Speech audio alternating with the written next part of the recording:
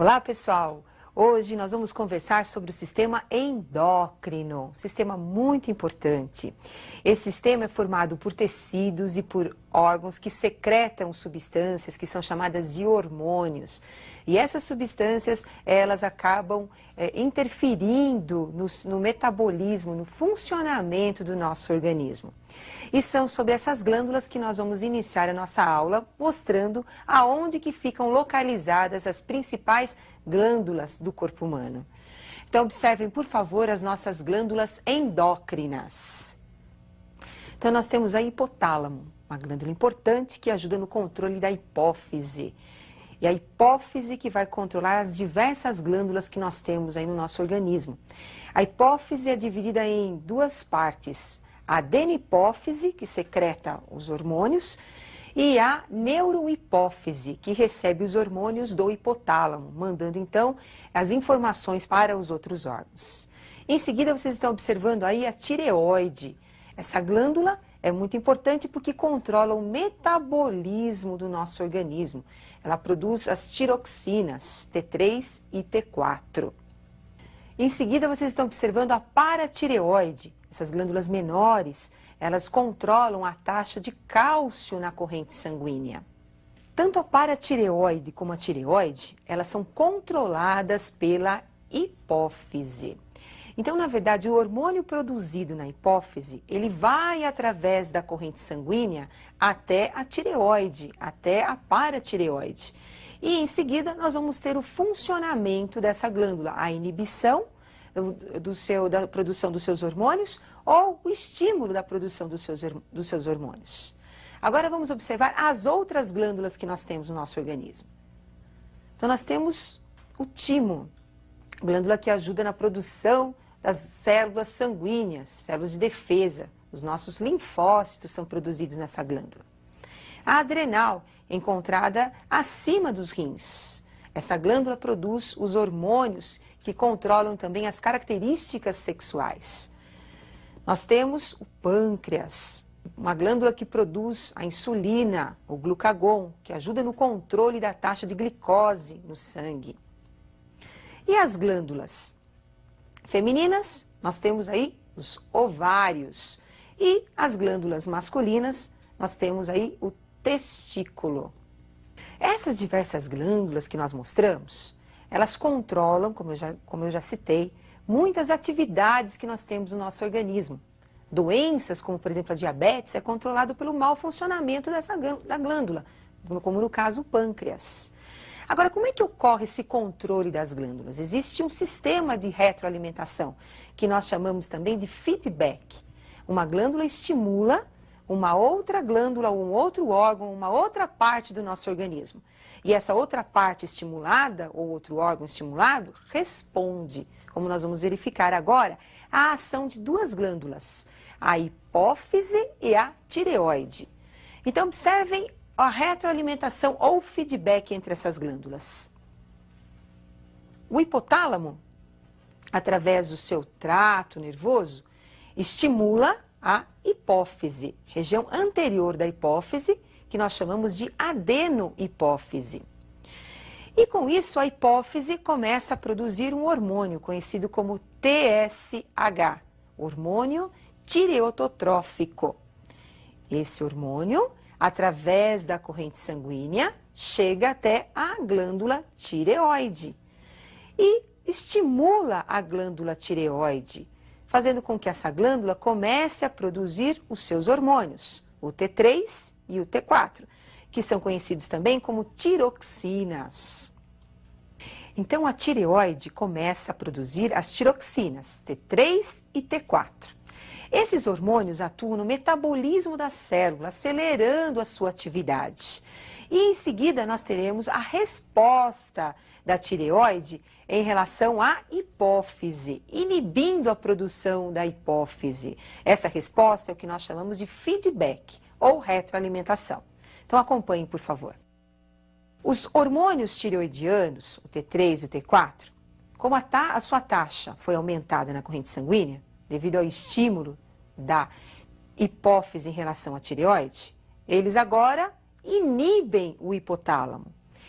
inibem o hipotálamo para que esse também venha inibir a hipófise, diminuindo a produção do TSH. E com isso, nós teremos uma diminuição da produção dos seus hormônios tireoidianos, que é o T3 e o T4. Então, como nós acabamos de observar, a tireoide só começa a produzir os seus hormônios a partir do estímulo da hipófise. Quando a tireoide aumenta a taxa dos seus hormônios na corrente sanguínea, ao mesmo tempo a hipófise é inibida pelo sistema nervoso, diminuindo a produção dos seus hormônios, diminuindo então a sua ação em relação à tireoide, que também diminui a produção dos seus hormônios. Então, esse conjunto de atividades das glândulas é o que nós chamamos então de retroalimentação do sistema endócrino. Agora, um outro processo importante, conhecido como ciclo menstrual, também é controlado por vários hormônios. Entre eles, nós temos os hormônios da hipófise e os hormônios ovarianos. E é sobre esse ciclo menstrual que nós vamos conversar agora. Então, observem os principais hormônios envolvidos no ciclo menstrual. Então, os hormônios da hipófise, nós temos o FSH, que é o hormônio folículo estimulante, e o LH, que é o hormônio luteinizante. Os hormônios do ovário, nós temos o estrógeno e a progesterona. O ciclo menstrual, normalmente, ele tem a duração de 28 dias. Durante esses 28 dias, ocorrem alterações nos ovários e no útero da mulher. Essas alterações são controladas por aqueles 4 hormônios que eu citei para vocês. Então, na verdade, o ciclo menstrual ele é dividido em 2 fases. A primeira fase, que é uma fase germinativa, e a segunda fase, que é uma fase secretória, uma fase de secreção dos hormônios, onde existe a preparação do útero para abrigar o embrião se ocorrer uma gravidez. Então, vamos conversar um pouquinho sobre a fase proliferativa do ciclo menstrual. Então, observem agora a ação do FSH, produzido pela hipófise, no ovário. O primeiro dia da menstruação é o primeiro dia do ciclo menstrual. Então, nós vamos ter aí o FSH agindo nas células ovarianas, que são conhecidas como folículos. As mulheres apresentam de 600 mil a 1 milhão de folículos, que começam a passar por um amadurecimento a partir da sua menarca. Em seguida, o folículo começa a se desenvolver e começa a produzir o estrógeno, hormônio que vai inibir o FSH. Então, percebam, a hipófise produz FSH. Um folículo é estimulado, um folículo em relação aos milhares de folículos que nós temos no ovário. E as células foliculares vão amadurecendo e passam a secretar o estrógeno. O estrógeno agora sai do ovário e, através da corrente sanguínea, chega à hipófise e inibe o FSH. Por quê? Porque o FSH estimula os folículos. Se ocorrer uma inibição do FSH, outros folículos não irão passar por um processo de maturação durante o ciclo menstrual. Então, é apenas um folículo que sofre a maturação. Em seguida, nós vamos ter agora a ação de um outro hormônio da hipófise. Observem, a hipófise agora produz o LH. Esse hormônio ajuda no processo de maturação do folículo, ocorrendo então agora a liberação do óvulo. Então, ele estimula a ovulação, a liberação do óvulo. Observem que isso está acontecendo na metade do ciclo.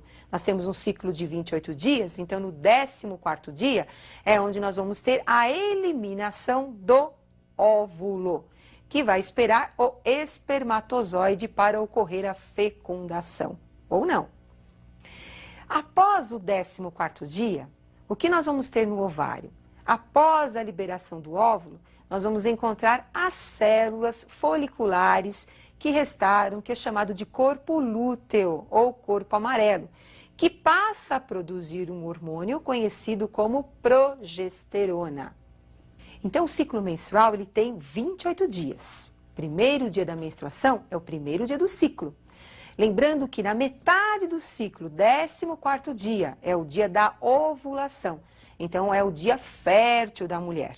Nesse 14º dia, o óvulo vai ser liberado e ele vai aguardar o espermatozoide, ocorrendo ou não a fecundação.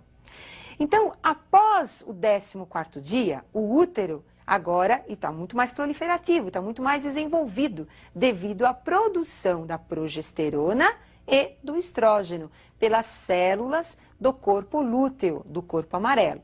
Então, nós vamos ter o desenvolvimento do endométrio, o desenvolvimento de vasos sanguíneos para abrigar o possível embrião, se ocorrer, obviamente, a fertilização. Então, agora vamos acompanhar as modificações no útero, como vocês vão observar a ação dos hormônios no desenvolvimento do útero.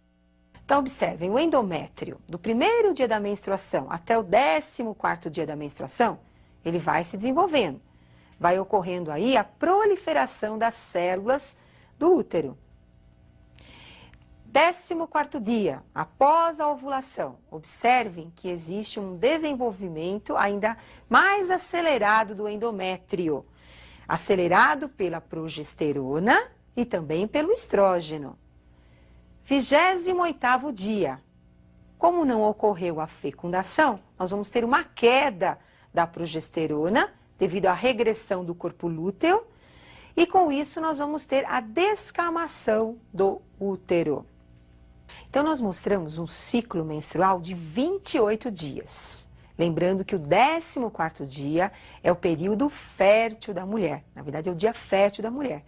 E como o óvulo ele tem de 24 a 48 horas de durabilidade, então nós vamos ter aí um período fértil de mais ou menos 3 dias antes do dia da ovulação e 3 dias após o dia da ovulação. Lembrando que esse ciclo, em algumas mulheres, ele pode ter 30 dias, 35 dias. Agora, o ciclo menstrual, ele é muito importante, principalmente os hormônios produzidos pela hipófise e os hormônios produzidos também pelo ovário, você não pode esquecer.